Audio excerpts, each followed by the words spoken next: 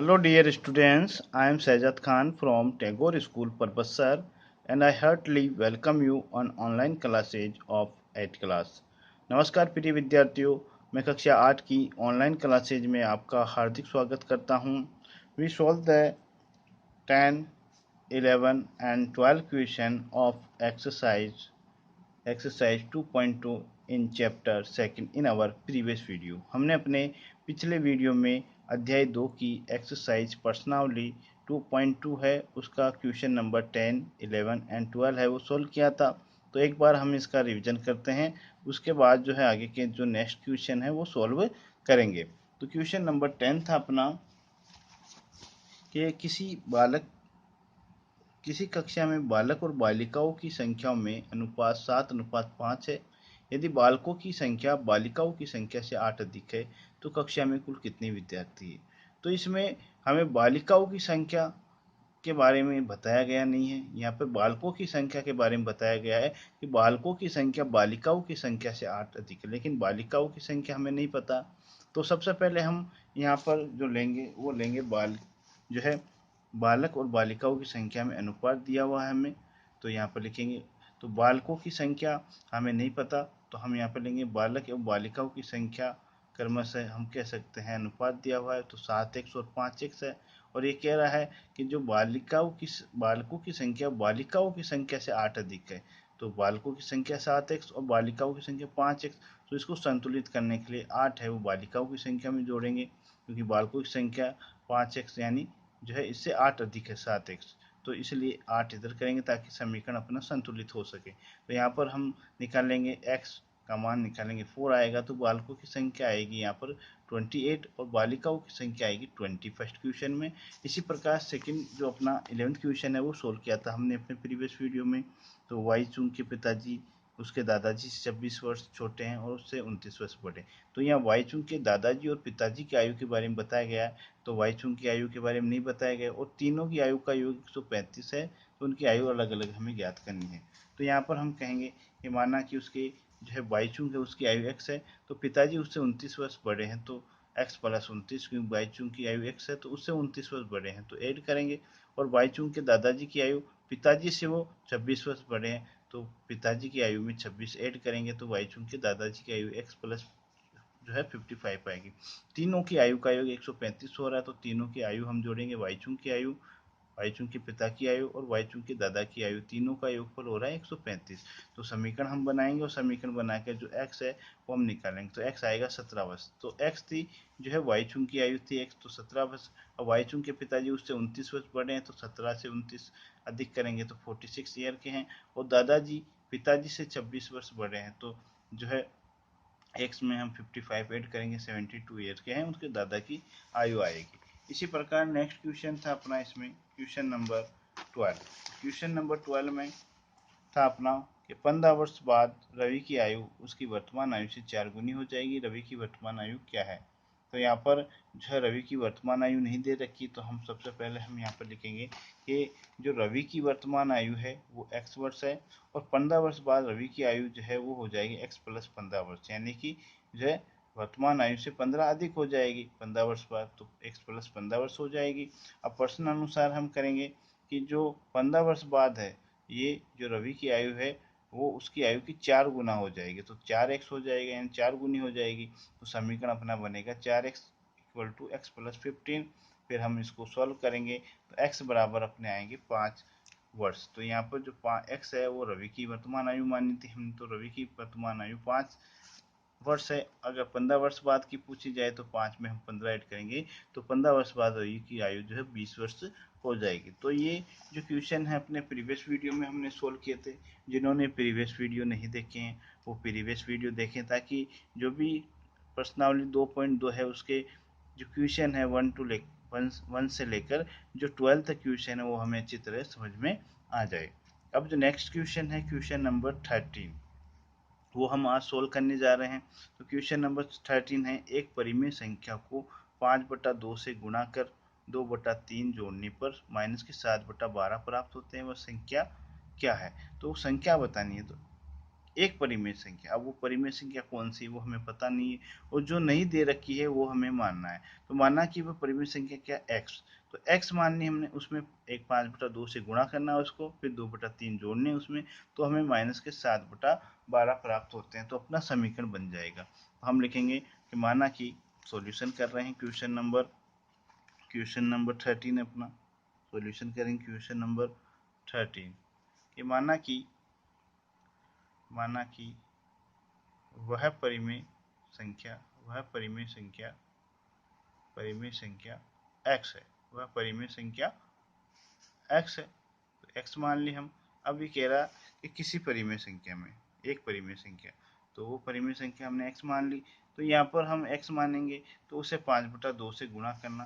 तो x को हम किससे गुणा करेंगे, 5/2 से गुणा करेंगे। और फिर इसमें हम जो है यहाँ पे क्वेश्चन के अनुसार, प्रश्नानुसार हम जो है इसको सोल्व कर रहे हैं। प्रश्नानुसार यानी प्रश्न के अनुसार जैसा कहा गया है वैसा हम सोल्व करेंगे कि एक संख्या, परिमेय संख्या हमने x मानी, उसको 5/2 से गुणा कर, अब इसमें 2/3 जोड़ेंगे।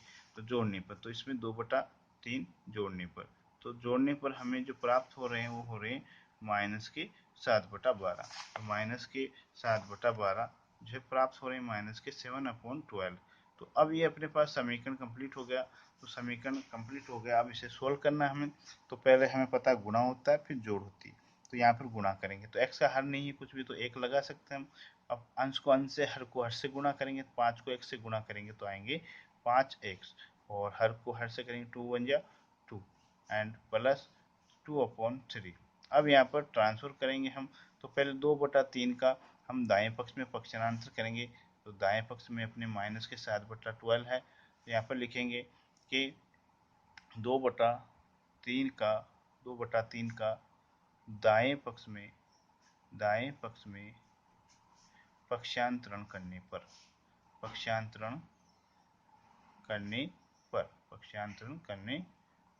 तो पक्षांतरण करेंगे। तो ये प्लस के हैं 2/3, उधर जाएंगे दाईं ओर तो माइनस में बदल जाएंगे।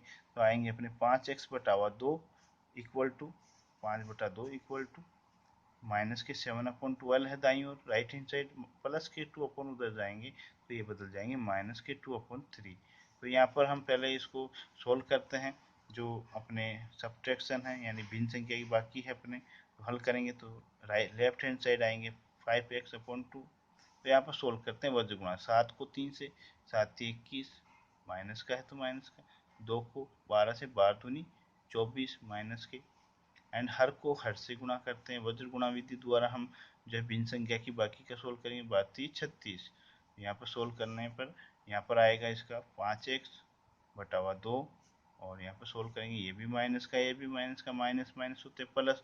तो 21 और 24 को हम ऐड करेंगे, 4 and 1 5 एंड 2 2 4। और बड़ी संख्या माइनस की तो माइनस के 40/36।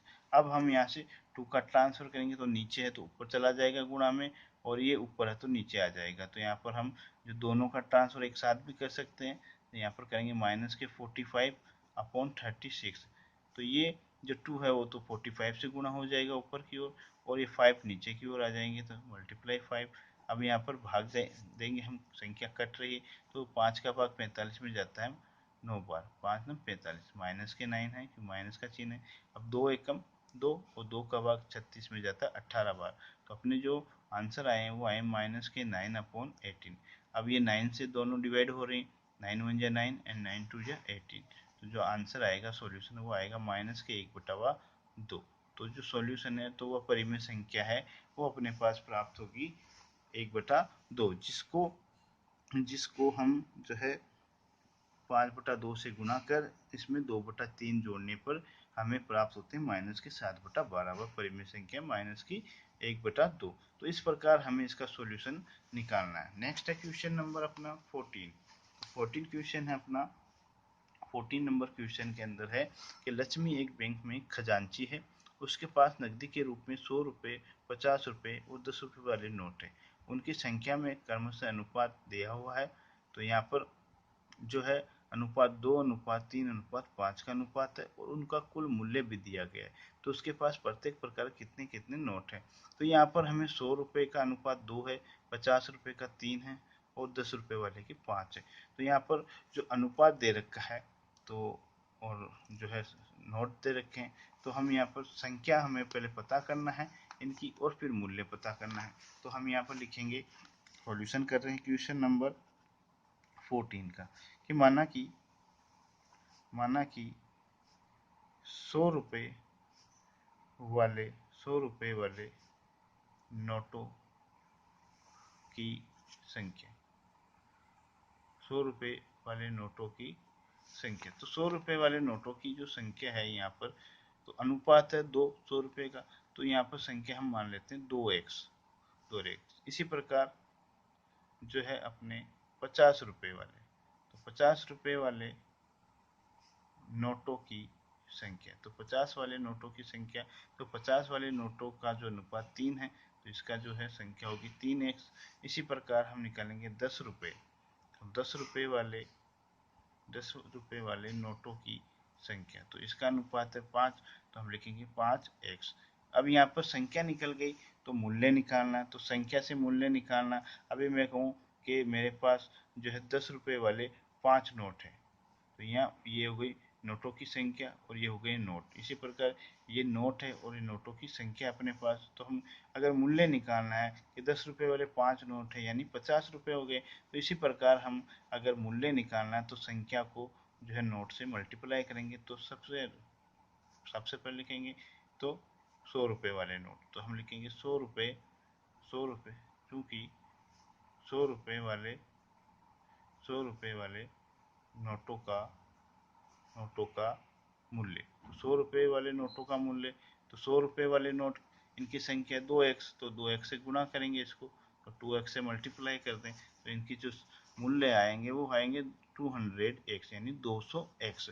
इसी प्रकार आगे 50 रुपये वाले लिखेंगे, 50 रुपये वाले नोटों का 50 रुपये वाले नोटों का मूल्य, तो 50 रुपये वाले नोटों का मूल्य निकालना आपको। तो 50 के नोट है, कितने नोट है, संख्या यहाँ दे रखी 3x, तो हम जो है संख्या से गुणा करेंगे इसको, तो आएंगे 15 त्रिज्या 115x, 115x 150x, तो यहाँ पर 150x इसका मूल्य आ गया।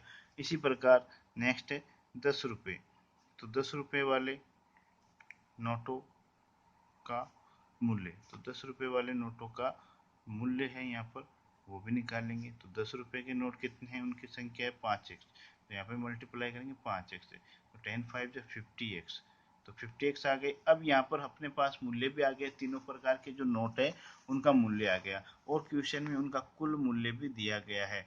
तो यहाँ पर कुल मूल्य दिया गया है, कुल मूल्य, तो कुल मूल्य इनका दे रखा है 4 लाख, तो कुल मूल्य है 4 लाख, तो 4 लाख दे रखा है। तो हम अगर तीनों प्रकार की जो नोटों का मूल्य उनको जोड़ते हैं तो 4 लाख आएंगे। तो जोड़ेंगे पहले 100 रुपये वाले नोटों का मूल्य 2x, फिर 50 रुपये वाले नोटों का मूल्य 150x और फिर जो 10 रुपये वाले मूल्य के नोटों का मूल्य 50x। तो इन तीनों का जो मूल्य है, कुल मूल्य 100 रुपये, 50 रुपये, 10 रुपये का, इनका कुल मूल्य होता है 4 लाख। तो ये अपने पास एक समीकरण बन गया इससे रिलेटेड। अब हम इनकी अलग अलग संख्या भी निकाल सकते हैं।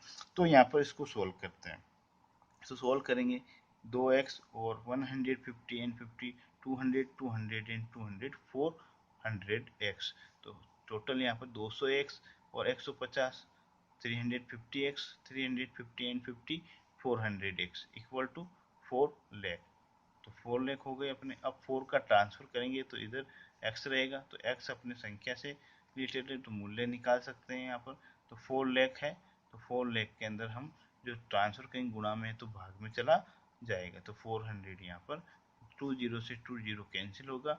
अब यहाँ पर जो है अपने 4000 है, 4000 को हम डिवाइड करेंगे 4 से, तो 4 से डिवाइड करेंगे 4 1 जा 4, तो आएंगे 1000, तो यहाँ पर आ गए 1000। अब क्वेश्चन में जो पूछा गया अपने को कि उसके पास प्रत्येक प्रकार कितने कितने नोट है, यानी नोटों की संख्या पूछी गई यहाँ पर। तो हम पहले निकालेंगे कि 100 रुपये वाले नोटों की संख्या। तो 100 रुपये वाले नोटों की संख्या हमने क्या मानी थी, यहाँ पर देख सकते हैं 2x। तो 100 रुपये वाले नोटों की संख्या 2x थी, तो यहाँ पर हम लिखेंगे 2x थी अपने। तो 2 तो है, 2 और x के बीच में कोई चिन्ह नहीं, तो गुणा, और x की जो वैल्यू आई अपने 1000, 1000 से मल्टीप्लाई करेंगे तो आएंगे यहाँ पर 2000, यानी 100 रुपये वाले उसके पास 2000 नोट है। तो टोटल 2000 नोट है 100 रुपये वाले। इसी प्रकार 50 रुपये वाले, तो यहाँ पर निकालेंगे हम कि 50 रुपये वाले नोटों की संख्या। तो 50 रुपये वाले नोटों की संख्या निकालनी, तो 50 वाले नोटों की संख्या यहाँ पर अपने लिए 50 रुपये वाले नोटों की संख्या 3x, तो यहाँ पर लिखेंगे 3x। 3 और x के बीच में कोई साइन नहीं, गुणा, और x की वैल्यू यहाँ पर अपने आई 1000, तो 1000 राइट करना है। तो यहाँ पर देख सकते हैं 50 रुपये वाले 3 को 1000 से करेंगे 3000, तो 50 वाले नोटों की संख्या आई अपने पास जो है 3000। इसी प्रकार जो लास्ट अपने 10 रुपये वाले, तो यहाँ पे लिखेंगे 10 रुपये वाले नोटों की संख्या। 10 रुपये वाले नोटों की संख्या निकालनी अपने को, तो यहाँ पर 10 रुपये वाले नोटों की संख्या थी अपने 5x, तो 5x है, तो 5x यानी 5 की 5, और x का वैल्यू है 1000, तो यहाँ पर आगे 5000। तो ये है नोटों की संख्या। अगर मूल्य भी निकालना हो तो हम मूल्य भी निकाल सकते हैं, इनका 4 लाख आएगा। तो इस प्रकार ये क्वेश्चन हमें सोल्व करना है, क्वेश्चन नंबर जो अपना 14 है। नेक्स्ट है इसमें question number 15। So question number 15 है कि मेरे पास 300 रुपये मूल्य के, यानी टोटल जो मूल्य 300 रुपये इसके पास। अब 1 रुपये, 2 रुपये और 5 वाले सिक्के हैं। तो इसके पास 1 रुपये, 2 रुपये और 5 वाले सिक्के हैं। तो 2 वाले सिक्कों की संख्या 5 रुपये वाले सिक्कों की संख्या की तिगुनी है। तो यहाँ पे 2 रुपये के मूल्य की संख्या दे रखी है, लेकिन 5 वाले की नहीं। 2 की तो क्या है, 5 वाले की 3 गुनी है, और सिक्कों की कुल संख्या 160 है, और सिक्कों की कुल संख्या भी दे रखी है। तो मेरे पास प्रत्येक प्रकार के कितने कितने यानी संख्या पूछी गई है। तो यहाँ पर हम समीकरण बनाएंगे कि 2 वाले सिक्कों की संख्या दे रखी, 5 वालों की नहीं है, तो सबसे पहले 5 वालों की हम मानेंगे। तो यहाँ पर लिखेंगे हम सबसे पहले सॉल्यूशन करेंगे क्वेश्चन नंबर 15 अपना, कि माना कि 5 रुपये वाले नोटों की संख्या, सॉरी नोट नहीं सिक्के हैं, 5 वाले सिक्कों की संख्या। तो 5 वाले सिक्कों की संख्या हम मानेंगे बराबर x। तो यहाँ पर x मानी हमने। अब इसी प्रकार 2 रुपये वाले सिक्कों की संख्या। तो 2 रुपये वाले सिक्कों की संख्या क्या आएगी अपने पास, ये कह रहा क्वेश्चन में प्रश्नानुसार। तो यहाँ पे लिखेंगे प्रश्नानुसार। तो प्रश्नानुसार हम देख सकते हैं कि 2 रुपये वाले सिक्कों की संख्या 5 वाले की संख्या की तिगुनी है। तो यहाँ पर 2 वाले सिक्कों की संख्या, तो 5 वालों की हमने x मानी, तो x का 3 गुना 3x हो गया। तो यहाँ पर अब बचा है 1 रुपये वाला। तो 1 रुपये वाला कुल संख्या क्या है सिक्कों की 160। तो हम देख सकते हैं जो सिक्कों की कुल संख्या, तो लिखेंगे सिक्कों की कुल संख्या। तो सिक्कों की कुल संख्या दे रखी है, सिक्कों की कुल संख्या। तो सिक्कों की कुल संख्या यहाँ पर अपने दे रखी है 160 दे रखी है। तो एक वाले भी निकालेंगे कि 1 रुपये वाले सिक्कों की संख्या। तो 1 रुपये वाले सिक्कों की संख्या को टोटल क्या है 160 है। तो 160 में से हम 5 वाले जो है सिक्के और 2 रुपये वाले सिक्के उनकी संख्या घटा देंगे, तो x प्लस 3x हम घटा देंगे। तो यहाँ पर आएंगे 160, x 3x एंड 1x हो गए 4x। तो ये आ गए 1 रुपये वाले सिक्कों की संख्या। अब है मूल्य, तो इनका मूल्य भी निकालना अपने को। तो मूल्य भी निकालेंगे, पहले हम लिखेंगे कि 5 रुपये वाले, तो 5 रुपये वाले सिक्कों का मूल्य।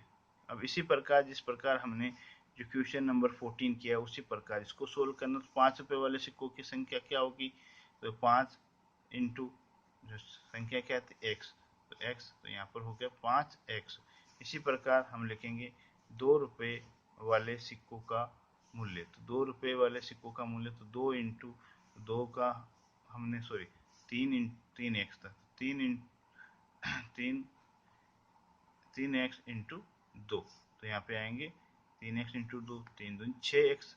और इसी प्रकार नेक्स्ट लिखेंगे कि 1 रुपये वाले सिक्कों की का मूल्य। तो 1 रुपये वाले सिक्कों का मूल्य जो था अपने वो आया था यहाँ पर, हम देख सकते हैं यहाँ पर 160 को इसे 1 से गुणा करेंगे तो 160 4x आ जाएंगे अपने।